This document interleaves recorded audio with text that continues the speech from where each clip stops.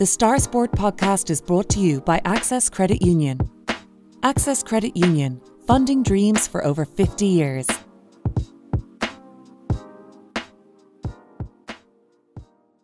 Close your eyes and pull like a dog. And a new Irish record for Phil Healy, 22.99.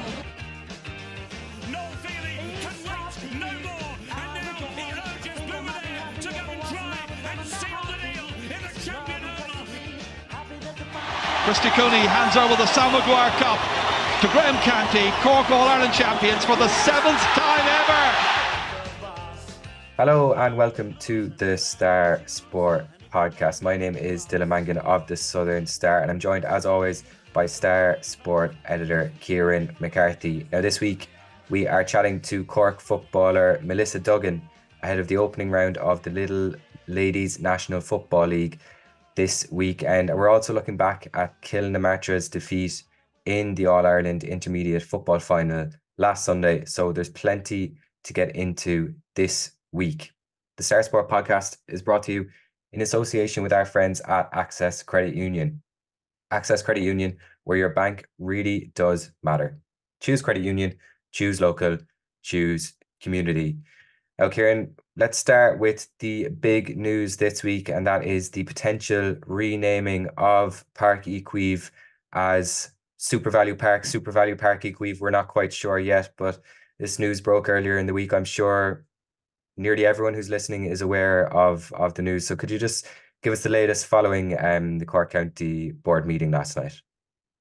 Yeah, so the news broke on Monday night. It was the Irish Examiner, Tony Lean, with the scoop that the naming rights for Park Equive are going to SuperValu and that the ground was going to be renamed. The proposed name was the SuperValu Park and dropping the Equive. And that's what actually caused all the furore and the backlash after. And so the row or saga or backlash, whatever you want to call it, rumbled on into Tuesday, and it was on the news, on the radio, live line. It's like manna from heaven for live line to get people to ring in to have a chat about it. I think it was on prime time as well. So there was a county board, the first county board committee meeting of the year was on Tuesday night, and it was behind closed doors because the media are not allowed anymore into county board meetings.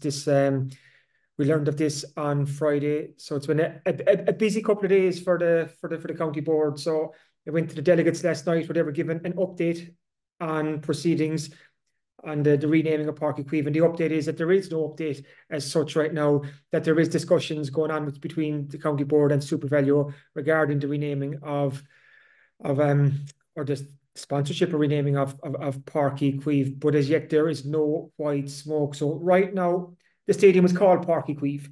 We don't know what it will be called in 2 weeks down the line. Will it be called SuperValu Park? Will it be called SuperValu Park Equive? Will SuperValu decide, no, it's not for us? Will someone else come in? Who knows? But it's been a very busy few days for Cork GA. Yeah, it kind of reminds me a little bit of the GA Go controversy that kind of exploded last year, just in terms of the intensity, let's say, of the reaction. There's a lot of people upset at this. We had the Tánaiste, Micheál Martin, putting out a statement on X. He said he's deeply disappointed and annoyed at the proposal to change the name of Park Equive. Pádraig Equive was a key figure in the formation of the GA at club and national level. Government allocated €30 million towards the development of the stadium and never sought naming rights. And I guess it's probably important for us to acknowledge that context as well, just in terms of the reason that that people are so protective over the name is based around Pádraig Equive's status, not only in Cork but across the country and in GA history. His grandson Donal Equive saying that he was shocked basically at the news. They didn't hear about it, and he said that his grandfather embodied the empathy, hospitality and community spirit of the GA. So it's obviously an issue that no matter what the decision the Cork County Board come to, there will be some people who are upset at it. Yeah, it looks like the Cork the powers that be dropped the ball in sense of not contacting the family of Pádraig Equive to discuss them, or even not to discuss, sorry, to let them know what their move was going to be, what they were deciding to do, and the reason for it. Because the reason for this, Dylan, it's so important, because we can't forget that there's a 30 million debt hanging over Páirc Uí Chaoimh.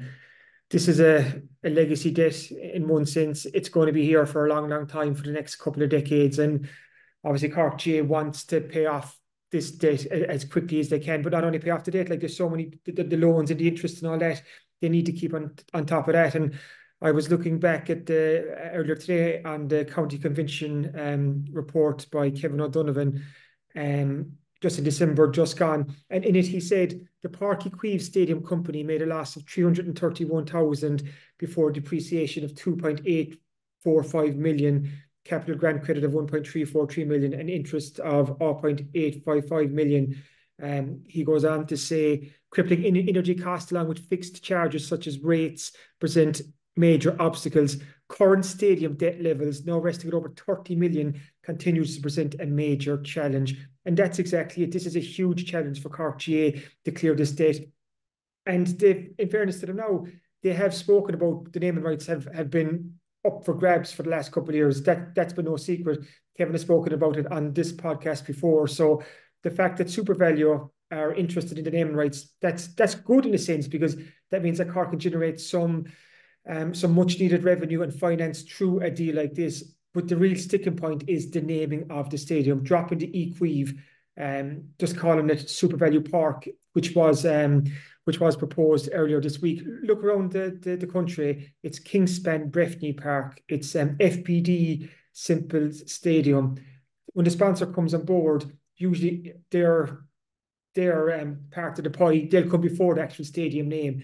I think if the county board came with SuperValu Páirc Uí Chaoimh from the start, maybe that would have satisfied more. Maybe it wouldn't have. But a wise man once told me, Dylan, that you're better off putting your worst option up on the table first and going from there. Maybe that's what's happening here. Maybe they put up the option that they knew would create a bit of a backlash, and then there's a compromise of sort, and the compromise will be SuperValu Páirc Uí Chaoimh. Everybody feels like they're a winner. Everybody feels like they're happy, and the Cork GA get that revenue that they need. But then there's that other conversation. Are you really going to call it, if you're going to the game on Saturday, I'm heading near the SuperValu Páirc Uí Chaoimh, are you going to say I'm going down to the park or on the Páirc Uí Chaoimh? You know, like there's that element to it as well. Of course, there's been this huge backlash, and rightly so. We talked about the history, and tradition, and heritage of Cork GA and what they were dropping. But when it comes, put that away for a second, how many people will actually refer to the stadium by its full name? If I'm covering a game at Simple Stadium, and I'm sorry if I offend FBD here, I don't say to herself, I'm going off up there to FBD Simple Stadium. You know, so it's just kind of a bit of context on it as well is important. Yeah, absolutely. And I guess there's wider context as well, and a wider discussion here to be had just around the amount of debt that is there, and the fact that they do need to be, I guess, a little bit creative in finding ways to pay off that debt. And that's kind of the black and white of it, is that it is there and it does have to be paid off. And is it a case of, we saw last year there were no concerts in Páirc Uí Chaoimh. Is that the main thing that they need to be focusing on, and getting as many concerts in there as possible, and maybe more Munster games as well? Because aside from that, like this naming rights deal reported to be somewhere in the region of 250,000 to 300,000 a year. It's not a huge chunk of that debt, so that there's a huge portion there that still needs to be paid off. And if they're not able to bring other events into the stadium, it looks like they won't be able to pay it off in the long term. And that's exactly it, Dylan. What Cork GA needs is more concerts in Páirc Uí Chaoimh. Get Munster in there more. Munster will sell out. Munster the Crusaders in a couple of weeks. That's a sellout. Bruce Springsteen is playing there in a few months' time. That's a sellout. And when you get those big events like that and those sellout crowds, that allows Cork GA to kind of take chunks out of the debt. So the more big events that Páirc Uí Chaoimh can attract, the better. And again, Kevin O'Donovan has spoken about it on this podcast. Sometimes when it's all well and good for fans to say, well, there should be more concerts held in Páirc Uí Chaoimh, but you're at the behest of the promoter. Let's say Taylor Swift, for example, that she's doing a huge European tour. and the dates are put out there. And if Cork J want to put their hands up for one of our Irish dates or European dates, that could clash with championship games here. So didn't they have a decision to make? So it's not as clear cut as saying we want Taylor Swift here, we want Bruce Springsteen, we want Garth Brooks. If that was the case, you would have more concerts in Páirc Uí Chaoimh. But you're dead right, to get more non-GA events there. Munster seems like an obvious one. We've heard over the years about the hope of getting Munster, Leinster and St. Stephen's Day into Páirc Uí Chaoimh. Like that'd be some occasion, even for Munster to hold, or even for Páirc Uí Chaoimh to hold a Munster Champions Cup game, or even for Páirc Uí Chaoimh to get to hold a Munster hurling final if Cork aren't involved. What Cork need is the big days, the big sellout crowds, because if we're being brutally honest here, let's say the hurlers, the footballers, it's not going to sell out Páirc Uí Chaoimh. With the league coming up and the Munster Championship, we've seen the Cork Kerry football numbers dwindle over the last couple of years from 35,000 or more a decade ago. We're talking 16, 17, 18, 19,000 now. So they're not the sellout attractions that they once were. So in an ideal world, yeah, get more concerts and get more big events to Páirc Uí Chaoimh. But that's right too, the naming rights. If it was for a 3-year period, and you're talking 250,000, 300,000 a year, that's almost guaranteed income, and that's for those years, and that's very important for Cork GA to have that at the start, and then everything on top of that, kind of the concerts and all that, that's bonus territory then. So it's Cork GA really, they're not in a position to say no to money like this from a sponsor like SuperValu. Like Cork GA needs every penny it can to pay off that debt, and they're kind of backed into the corner in one sense. So yeah, it's just been an interesting few days, and the thing, it's not over yet. But Kevin O'Donovan did say that they hope to have this finalised or wrapped up before the start of the championships, and the Munster Championships kick in early April. So you're talking the next 8 to 10 weeks. We should have some firm news in this, whether it's going to happen or not. Yeah, I'm sure they won't want it to rumble on too long either. And even just thinking there about like gigs in Cork, like they're competing with Live at the Marquee, which is just next door, and they're also competing with Musgrave Park as well. So it is a tough task as well in some senses to get gigs into Páirc Uí Chaoimh. But time will tell. We'll keep everyone updated on the latest there. Earlier today, Kieran, the Six Nations squad was announced, Ireland's Six Nations squad, and the big news there is Jack Crowley is in, but he is the only West Cork representative in Andy Farrell's squad. Yeah, Jack Crowley has made Andy Farrell's 34-man squad for the Six Nations that kicks off on Friday week, actually, February 2nd. Was that Friday 2 weeks? So it's quite close in a way. It's early February, but I think there was disappointment that Gavin, Coombes or John Hodnett didn't force their way in, and both have been in good form for Munster recently, and they've been there or thereabouts, and some would feel that they should be given their chance, but Andy Farrell has decided to look elsewhere. I was actually speaking to Gavin Coombes for an interview for the Star. I was speaking to him on Tuesday, which was before the squad announcement was made, and even by then, Gavin didn't know whether he was in or out of the squad. So that interview with Gavin will be in next week's Southern Star. But we do talk about his desire to get back in with the Ireland team, to show what he can do. If we remember, Gavin Coombes was in with the Ireland training squad before the World Cup last summer, but he was cut from it before the team flew out to France. So he's very eager to prove people wrong and to show that he's good enough to play for Ireland. But he's going to have to wait for his chance, because he wasn't picked for the Six Nations. And the same goes for John Hodnett. He's going to have to wait as well, and hope that if he puts a consistent run of form together with Munster like he has, that it'll be enough at some stage for Andy Farrell to look in his direction. But then on the upside, Jack Crowley is there, and this has the potential to be a huge Six Nations for Jack Crowley. We all know Johnny Sexton has exited stage left, so that number 10 jersey is up for grabs. And Jack Crowley, the Bandon Rugby Club man, the Bandon Grammar School, the former student, he is in the driving seat. So we should see him get a prolonged run at out half in the Six Nations, and it's a huge chance for him to stake his claim and say, this is my time now. Sexton's era, as brilliant as it was, is now over. This jersey is up for grabs, and this is Crowley's chance to grab it. So it's really exciting from a West Cork point of view to see how Crowley's going to perform over the next couple of weeks in the Six Nations, and there'll be huge interest down here, like there always is. Yeah, absolutely. And Kieran, I might be reading too much into something small here, but the graphic that the Irish rugby team posted with the list of the squad had Peter O'Mahony, the new captain, had Gary Ringrose, who I think is vice captain, or at least in the captaincy, in the leadership group, as they call it. Right next to the two of them was Jack Crowley. So like like I say, I might be reading too much into it, but that's a significant position for him to be in alongside those two leaders, let's say.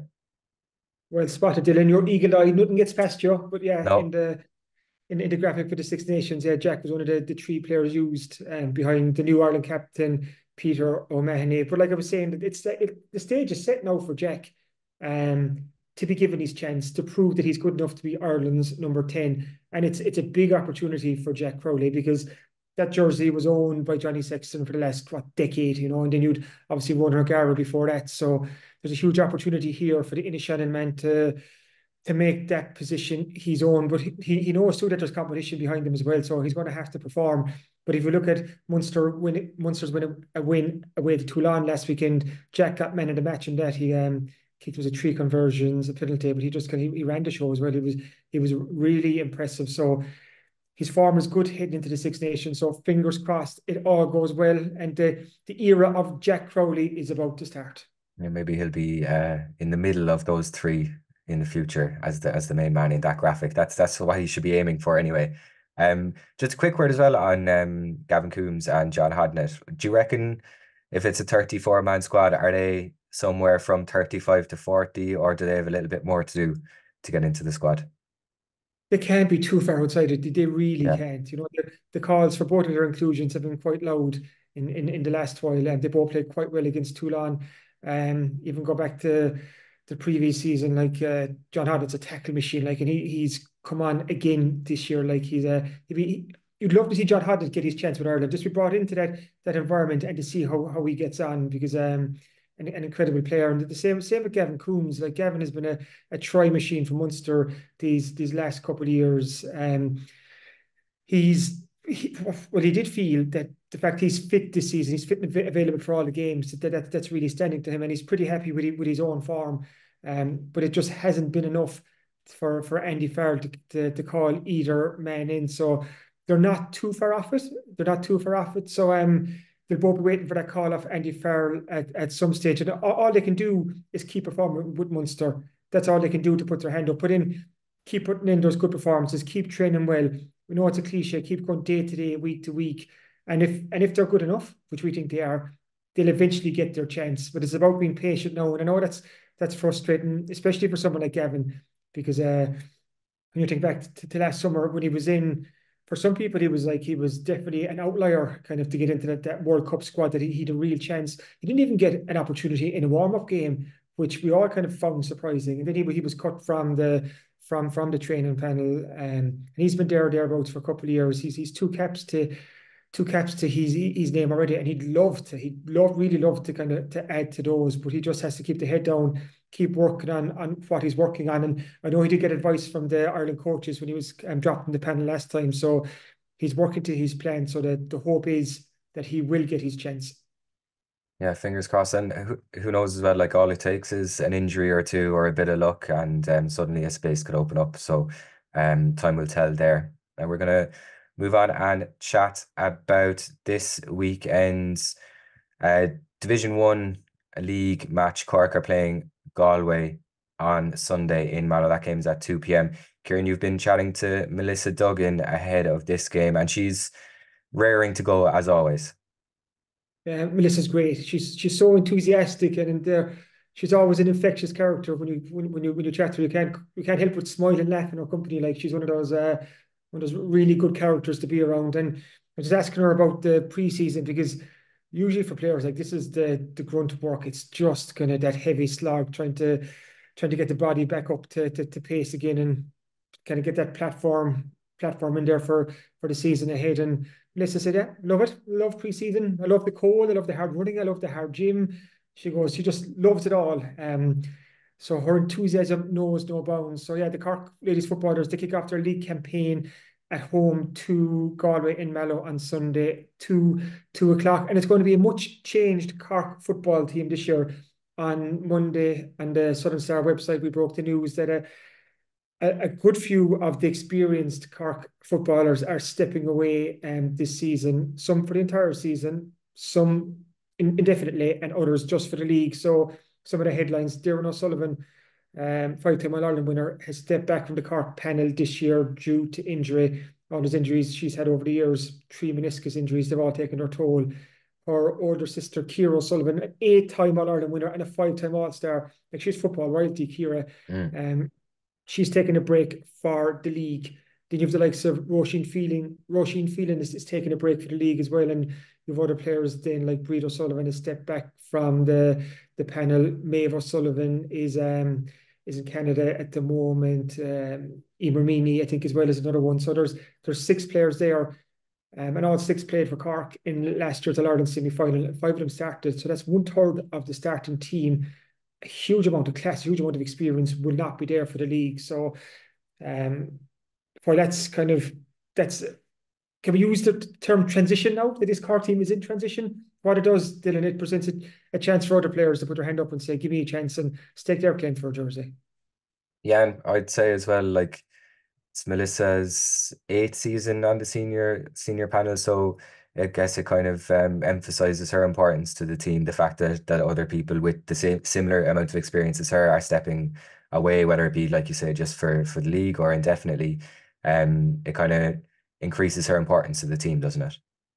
100%. Like you said, her 8th season, she was brought in 2017, caught the eye with the West Cork ladies football team back around 2016, 2017, and then she got her chance with Cork, and she took she won an All-Star award. I think it was 2019 she won her All-Star award, and she's been one of the best defenders in the business for the last couple of years. And she's 27 now, so she's coming towards her prime. You know, kind of a Cork team with Melissa Duggan is a Cork defence with Melissa Duggan is a much better proposition for Cork fans.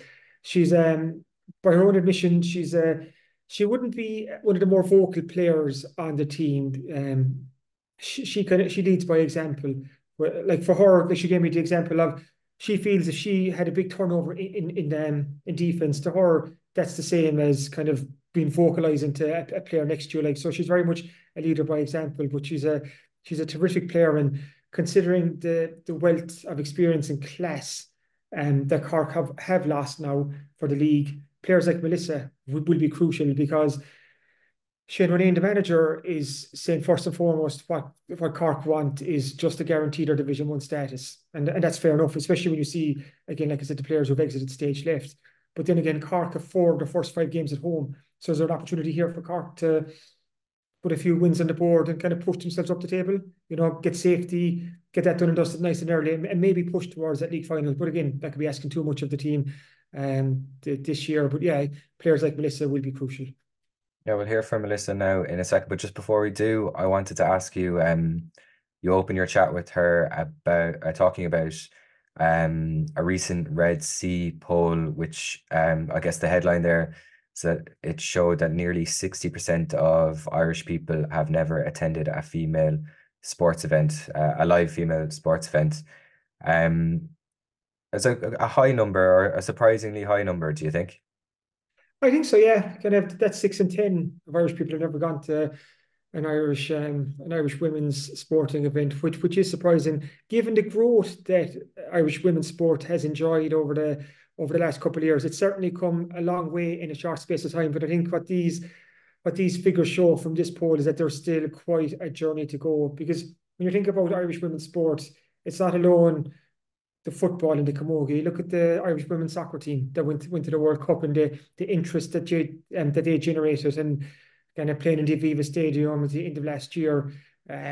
Huge crowd there. So there's they have a following now. But I think the key is just to get more fans going to games. You know, yeah. I've been to a good few ladies football league games over the years, and whether it's Mallow or Páirc Uí Rinn or wherever, to be honest, the crowds are small.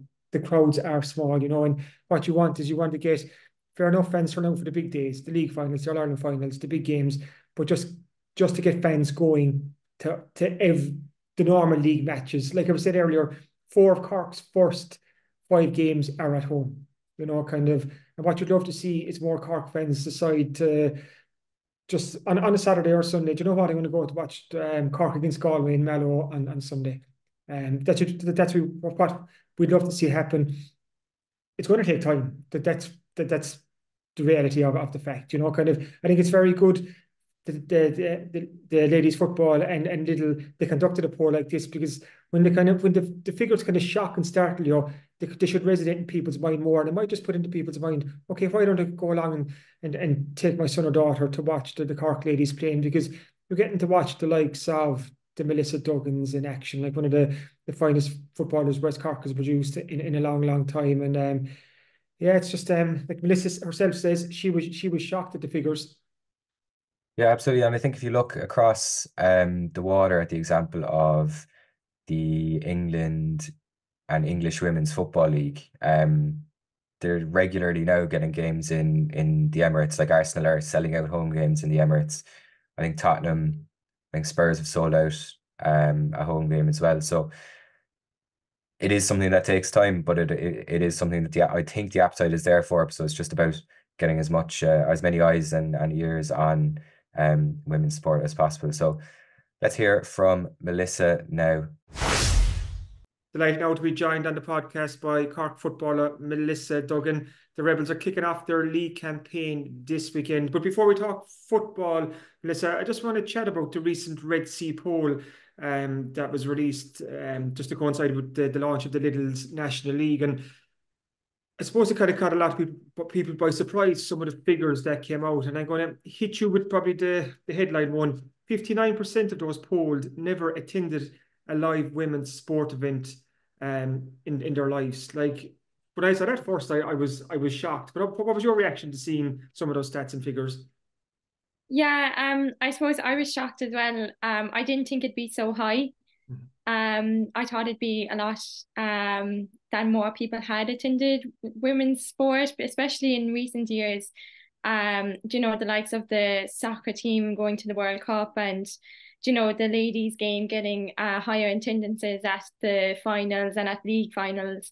So I was shocked when I heard that 59% of the population hadn't actually gone to see a women's sport in competition. And I think you know, like, women's sport has grown over the number of years, but I suppose it still shows that as much as it's grown, there's still a huge I suppose opportunity there to enhance the sport more and to get more people to go and attend the games. You know, you're not just talking about big competitions or big finals. It's, I suppose, attending the smaller games. Like, we're starting the league, and you know, we've never had huge numbers at the league. It might be only towards the end of the competition when it's a final or something like that. So I suppose that's maybe one area that could be identified as something to look into, that we could get increase spectators during the league, for sure. How could we do that? Like you said, it's definitely improved over the last couple of years. Like, the media coverage of women's sports has definitely improved. Even the interest in women's sports have improved. But like some of the stats, right? I'm going to read out another one here, that 59% of people polled said they prefer to watch a men's event on TV rather than attend a live female and women's sporting event again. So that's another stat that kind of highlights, okay, we've traveled a certain distance, but we still have a good bit to go. So what do you think can be done just to encourage people to almost get off their arses and go watch these games? Yeah, I suppose the more TV coverage definitely that the women's sport will have will allow people at home who are sitting at home watching these games to see the actual high level of like football that's being played. And like, we're putting in the work at training and the work in the matches and going to the gym. And I suppose that wasn't there a few years ago. So maybe that level of football wasn't as good as the standard in men's. But I think nowadays we've been training at such a high level, and most county teams are training at a high level, and they're all equally the same, that the standard is very high. So I think the better chance we have of more people attending the games is definitely getting more TV coverage, so that people who are just at home and only watching games at home can actually see that there's a standard of football that is actually enjoyable and good to watch. And I suppose that comes from the players and the management as well, from training and everything like that. You know, the better we get, and the better every county gets, the better standard will be shown on TV and everything like that. And hopefully more people might attend the games then. I see Carla Rowe from Dublin. She was talking about that she'd love to see Croke Park full for a Women's All-Ireland final in the years ahead. I think the record was 2019, 56,114 fans watched the All-Ireland final that year. I think that was Dublin and Galway, if I'm right. Would that be the hope, Melissa? It'd be fantastic to see Croke Park full for an All-Ireland women's final. Oh yeah, like it'd be unreal, like to have 80,000 or some whatever Croke Park fills, to have all that full of, you know, people watching the game, neutral people, like it'd be amazing. But I think the sport has a lot way to go from there, and you know, hopefully, like even when I first joined the panel, I can see a huge increase in, I suppose, people that are interested in watching the games and people who actually come out, and neutral people coming out that mightn't have anybody playing or anything like that. And that's what you need. And you need not just family members coming to watch the games like we have so many often have, but we need the neutral people just to come out and to support whatever team might be playing that day in the local area. And I suppose, you know, the coverage we've had through the papers and through yourself and through like all the media outlets has improved significantly and has definitely helped spread the word. But I suppose we just need the people to come out now and to support it more by watching the games and coming out and attending the games. And they have a great opportunity on Sunday, kicking off the league campaign in Mallow at home to Galway. But before we talk about football, I'll chat about the off-season. In the winter of 2022, you spent 3 months travelling in Asia with your sisters, and you had the time of your life. So fill me in on your adventures, the winter just gone. Did you head off somewhere exotic, Melissa, or where were you? I didn't head off anywhere too exotic. I went to America for the first time. So I hadn't ever been to America. So I went to New York and New Orleans and Miami. So it was nice to have a bit of downtime definitely during the off season. And it's great the way the year goes that you are able to get a bit of downtime before one thing starts again, like the Cork Ladies football. So I suppose we started back then in December. So it was nice definitely to get a break in between club championship and the pre-season. And actually, how important is that just to get that clean break for small? But like we said, Asia, the winter before last, you spent a few weeks in America, the winter just gone, but almost to get away to a different country, just a different environment to kind of reset and refocus. Like it's probably good for the body and the mind. It definitely is, because I feel like when you're at home, even though you're not training or anything like that, and you're not in competition, you always feel a bit, guilty that you should be going to the gym or do a run or something like that. So it's nice just to get away and get out of the country and just, I suppose, lose focus. You're every weekend you're talking about some match, whether it's related to you or not, so it's just nice just to switch off and go somewhere different and see different things. And, there's great opportunities out there now to have a different experience and everything like that. So it's great. And even this Christmas, we were given it, we had time off during pre-season, and it's just fantastic to meet up with friends and, to look back at the year that has gone and meet up with the club girls and everything like that. So it was just great to get a few weeks off for sure. Which American city did you enjoy the most? I love New Orleans. It was so cool. Yeah, I love the jazz and everything over there. It was really good, and the food and everything was lovely over there.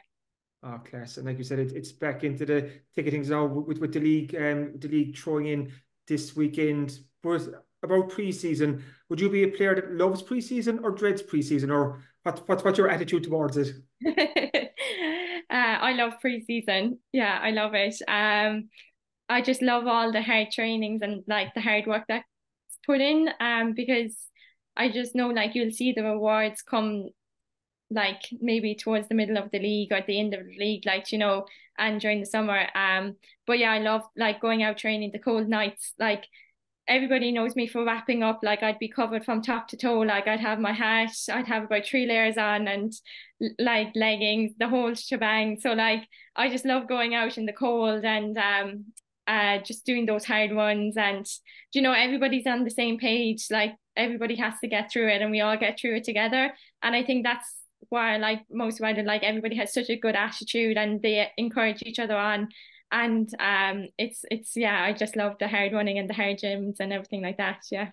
I think this is your 8th season with the Cork Seniors. You brought in 2017. So is your attitude towards pre-season, is it improving every year? Like, do you love going back more and more every year just to get that hard graft in? Yeah, definitely. You know, come December, you'd be definitely eager to get back into it.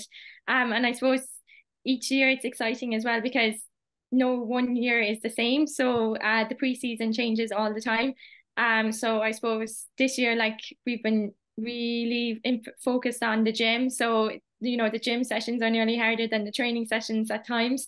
But like you get a great laugh out of it, and like, you know, everybody's would be sore and complaining and stuff like that, but we all get a bit laugh out of each other and everything like that. So you know, it is a good time to have just, you know, there's no stress about competitions really as of yet, and everybody just wants to work hard and, you know, try and like get a place on the team for the league. You mentioned the gym there, and I see that the Cork LGFA have secured the premises in Ballincollig for a gym, which is fantastic. Definitely a step forward. What's that been like? I heard you're decorating it and painting walls and getting the whole thing kitted out. Yeah, it's absolutely fantastic to have our own gym. It's like helped us so much, and we've only had it a couple of weeks so far. So like in terms of just injured people, you know, they don't have to go to the pitch now standing there watching us train. Like they can just go do their own gym session. Like it's absolutely fantastic. Like we have everything there. We have like 6 or 7 or 8 nearly racks, I'd say, and we have loads of weights and everything like that. In fairness to the management and the backroom team and the Cork LGFA, they have really set up a really good gym for us. And there's a fridge and everything there that for drinks and protein and yogurts and stuff that we can have during the gym and everything like that. So in fairness, it's helped us so much. It's something you think that may be so small, but it's actually it will make such a big difference to us, I think, this year going forward. Just to have that available to us at all times, it's fantastic, and it's in a perfect location for all of us as well. So it's really, really good, and I think it'll make a huge difference to us this year. Oh, class, that's great to hear. It really is a positive step forward. And now let's talk about the action on the field. Galway in the league opener. Would you get nervous before the first game of the league, or are you just eager to get out on the pitch again? You do get nervous, definitely, because it's your first match of the year, and you just don't know what's going to happen. So you don't know how long you'll last or anything like that, but you definitely do get nervous. But I think that kind of goes away once the ball is thrown in. It's kind of more excitement than nerves, I suppose, at the end of it. And I suppose once you get the first touch on the ball, like then it kind of settles your nerve, definitely. But like what I like about the league is like it can be so up and down, and you know, it's so unpredictable. You don't know what team you're going to be facing, because everybody, I suppose, is in the same boat. It's particularly those who have, like, the club championship went on long for some of the Galway clubs and for obviously the Cork clubs. So like you don't know what players are available, and you know, it's hard to know until the day comes and the players turn up or the players don't. So it is exciting, definitely, to begin the league. I think it's a week earlier this year, so looking forward to it, and you know, hopefully we will do well in the league. But I suppose everybody uses the league as a trial for like breeding new players, so we'll have to wait and see. And the fact that Cork's first 5 games are at home, like we said, Galway to kick off, then Armagh, Waterford and Mayo are all coming to Cork as well, and there's an away game against Kerry thrown in there. But the fact that 4 of that first 5 games are at home, like obviously less travel, that's an advantage on the weekend. So you hope to kind of make home advantage count as well? Hopefully, definitely. Like home advantage in the league is so important, because there is a long distance to travel for a lot of the teams, and I suppose we got very lucky this year. The way it fell for us that we have like maybe nearly 3 of the furthest away games at home. So it is we have to make that count in the games. I think it's only fair that we make it count because we do have such an advantage over them when they're coming down to us. Like if you look at the flip side, then we do have 3 hard games away to Dublin, Meath and Kerry, all in their home pitches. So they will be equally as hard. So that's why we probably should have to make the home advantage count for us when we do face the teams in our home ground. And like I said earlier, Melissa, this is your 8th season with Cork. How have you found your role evolving over the years? You were the new kid on the block when you landed in 2017, but now you're one of the more established players with an all-star in your back pocket. And I know Shane has brought in some Cork minors this year as well. So have you seen you become one of the leaders of this team? Yeah, I suppose the time has gone so fast, like in the blink of an eye. I can't believe that like I was one of the young, like I still feel like I'm one of the new ones or one of the young ones. Like it's gone so quickly. It really has like gone in the flash of the blink of an eye. But definitely I do feel my role has changed over the years. I suppose I was a lot more kind of once I got the ball, I gave it away straight away, like to somebody more senior to me. And so I suppose I'm a lot more maybe confident on the ball and aware that there's other people on the team that's much younger, so that may need a bit more confidence. So just trying to encourage them on a training and even in the on the pitch during matches as well. So I suppose you have kind of become more of a leader. I still wouldn't be as loud, I suppose, as other people on the pitch, but I do like to lead by example. So on the pitch more than talking. But no, definitely my role has evolved over the last number of years. And how do you enjoy that then? Like how much do you enjoy that? The fact that you've taken on that kind of extra responsibility. Like you said, you're a player that leads by example rather than maybe getting a barcode at the player beside you. But do you actually enjoy that then, just having that extra responsibility? Yeah, definitely. Because these girls, like, they do look up to you, and I suppose it's maybe something that you don't fully understand until you're looking back on your time and how much they look up to you and how much of an influence you were to them when you were on that team. But definitely I do get great enjoyment and I suppose honor and pleasure out of being more of a leader on the team now this year than compared to when I first started. And like it's, even if it's something like, overturning a player in the defense, like I feel like that will have a knock-on effect for others. When things are going wrong, if you got a turnover ball, that's kind of the way I like to lead by example, rather than encouraging everybody to keep going on, lift up their heads and everything like that. So I think it's kind of small things that you don't really see or hear on the pitch. That's kind of how I'd take up my leadership roles within the Cork setup. And like I said, it's all kicking off this weekend in Mallow against Galway. Thank you so much for coming on the podcast and best luck again this season, Melissa. Thank you so much, Kieran. Thanks.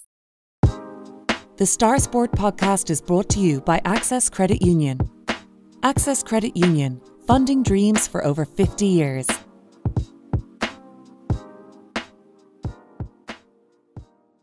Welcome back to the Star Sport podcast. I'm joined now by Star Sport reporter Sean Holland, who was in Croke Park on Sunday to witness Martra's unfortunate loss to St. Patrick's Cullyhanna. The final score there was 1-8 to 7 points in the All-Ireland Intermediate Football final. Sean, a disappointing loss for Martra, but a great day out nonetheless. It was a tough loss, of course, to start, Dylan, all right, but it was a great occasion for the parish and for all the people of Martra to get the chance to play in Croke Park. Was a fantastic achievement, and it was a nice way to finish off the season. Unfortunately, they couldn't just go that extra step and get the cup, but they held themselves to very high esteem. They had a fantastic year. Like even the atmosphere going up to the match, it was a real family occasion. We got the train up, and there was white and blue flags inside in the train station, and there was more coming on in Mallow with blue wigs and everything. So it was just fantastic for all ages, for young kids, you know, to go up and see people that they'd be, you know, training around in the pitch at home and see at the shops. And, you know, it was a real, you know, community experience for Kilnamartra that I'm sure they won't forget in a long time. It's just unfortunate the result didn't go their way. Yeah, absolutely. And on the game itself, I mentioned the score there, 1-8 to 7 points. It maybe doesn't tell the full story of the game. Do you think it's a case that Kilnamartra might feel like they left a little bit behind them there with the number of wides that they had?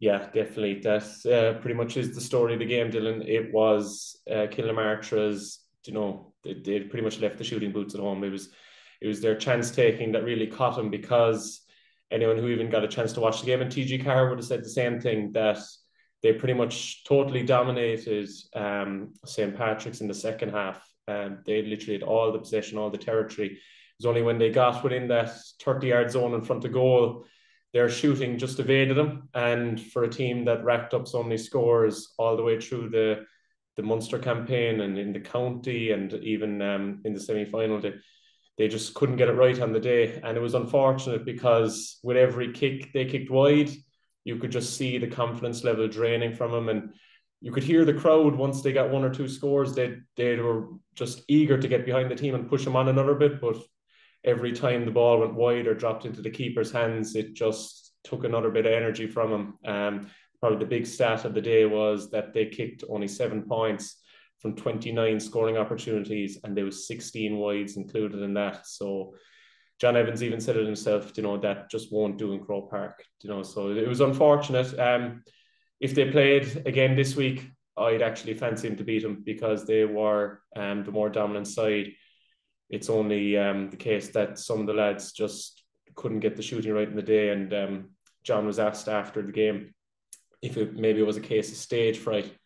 And it could be too. And, you know, if you were to put yourself in the Kilnamartra boots that day, you know, it's pretty much the biggest day for the club, for the community, for yourself. A lot of these fellas now won't play with Cork. They have Dan O'Deneen and Ty Corkery, of course, but a lot of these fellas now, this was their biggest game. And you could see how nerves could play into that, even just the surroundings in Croke Park. It's so intimidating. And just unfortunately, that kind of might have been a factor. And John alluded to it too, that not so much in their performance, the stage fright aspect of it, but really there was stage fright in front of goals, which eventually became their undoing, unfortunately.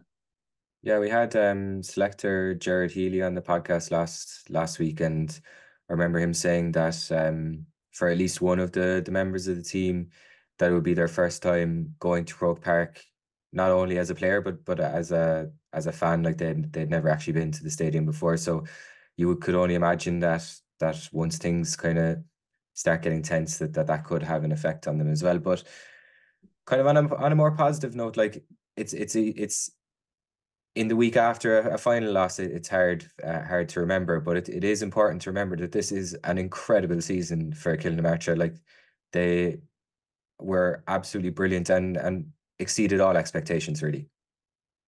Yeah, like when they sit down and look at this now in a few months' time or in years' time, you know, they look back on it with fondness, you know, because they spent the last couple of years not being able to get over the semi-final hurdle. They got beaten by Kanturk a couple of times last year after extra time, and Kanturk then went on to win the county. So they knew they were just about there. It was just a case of getting past the semi-final and getting into the final. And obviously we all know that they just nipped out Bantry in the end with the 3 late points. But, you know, even speaking to Jared there after the game, if he was offered just to win the county final this year, he didn't nearly bit your hand off for it. You know, he'd have taken it 100%. And then you add in a Munster title on top of that, and then the chance to go to Croke Park. I know everyone wants to win the final, but when they look back on it as a whole, it was a fantastic season for them. Yeah, absolutely. And kind of just looking ahead then to next year, like this kind of feels like a club with a lot of momentum behind them, a relatively young team who can improve over the coming years. They're into the Senior A in a group of Carrigaline, Bale, Aha and Kilnamartra in there, obviously, and Kishkeem as well. So What do you think they can do in Senior A next year? Is a case of just making sure they stay there, or do you think that they can make a run at it? Well, kind of the theme with Cork County Championships is that once you go through the grades, if you get promoted from one division to another, you tend to be very competitive towards the top of the next grade you're going into. So we can see that with Martra as well next season, because to being honest, there's not an awful lot between Premier Intermediate and Senior A in terms of the top teams in Premier Intermediate. So I can see them making a good push towards the top of Senior A. They're bringing in a lot of momentum from this year. You know, they're obviously going to want a couple of weeks off here now to recuperate and get ready for the season. It would be brilliant if they got John Evans back. Obviously, that decision will be left into the hands of the Martra people down there, and whatever they feel best and what John feels best. It will be his third year in charge, and I don't know if he wants another crack maybe off senior football with the lads down there. You know, it'll be told in due course. But yeah, there's a few interesting ties there. Obviously, Carrigaline coming back down from Premier Senior. You know, they won't be any easy pushovers.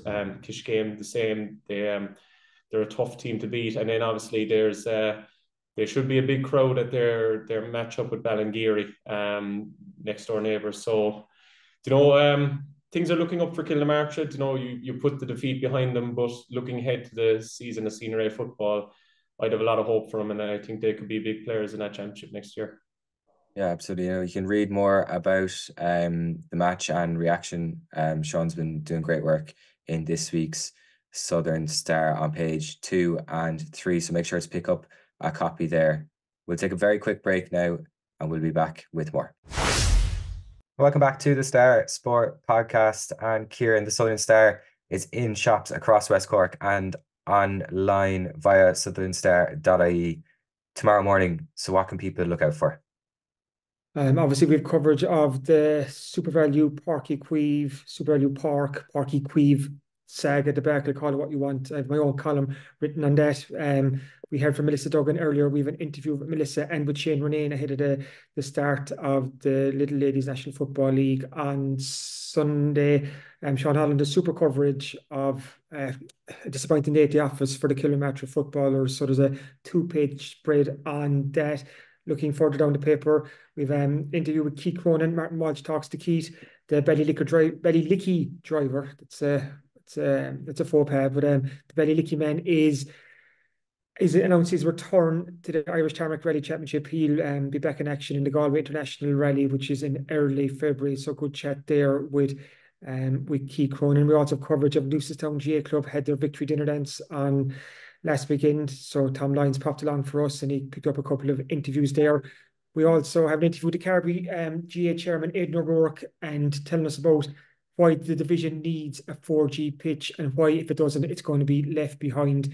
In soccer chat, there's a huge game in the West Cork League this Sunday. Clonakilty Soccer Club, the Premier League leaders, take on Drina Rangers, the defending champion. So that's a big game to look out for. That's on Sunday. And we'll have coverage of that next week. But in this week's Star, we have all the news from the latest round of action in the West Cork League. We also have a very interesting piece with the Brazilian Jiu-Jitsu club that's over in Bantry, been run by Barry O'Donovan, and Sean Holland caught up with him for a chat. We also have an interview with Eddie O'Driscoll from St. Oliver Plunkets, who won a West Cork Sports Star Monthly Award. And speaking of the West Cork Sports Star Awards, in Thursday's Star, we reveal the Special Achievement Award winner plus the Team of the Year. So there's plenty there for readers to look forward to on Thursday. Yeah, loads there. As always, if you're further afield or can't make it to the shops, you can subscribe to the Southern Star and get it on your laptop, tablet or phone.